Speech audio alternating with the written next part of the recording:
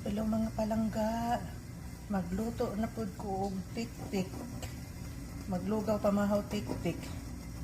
Ayan, isa lang kaing ani, isa lang katakos. Tapos imekos-mekos. Tapos butangan ako og